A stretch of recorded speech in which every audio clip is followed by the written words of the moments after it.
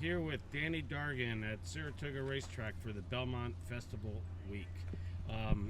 Danny, let's start with your father was a jockey, and you've been involved in horse racing for forever. It seems like been around the track forever. Worked under Nick Zito. Tell us about your story there. Just growing up as a kid, I lived right outside the gate at Churchill.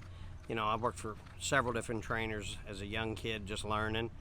I guess my first real job at the racetrack was with Wayne. Walked tots for Blackie Huffman before that, and then I worked for Wayne as a kid with Mark Henning and Dallas and Karen and all those guys. I did that throughout high school.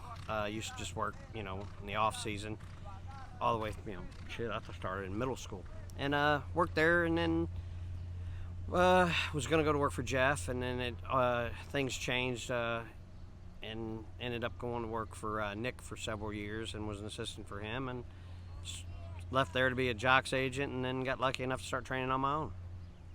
That's great. All right, well, obviously the Belmont Stakes being here, run at 1.25 miles at Saratoga.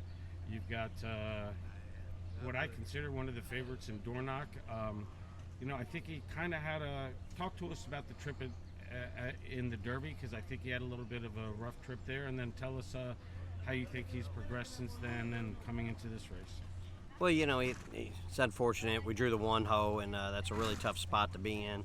Unless you're a closer, he's a speed horse, so we broke, kind of got shuffled, checked a few times, and the race was over from there, and we just opted to ship straight up to New York and try to get ready for the Belmont.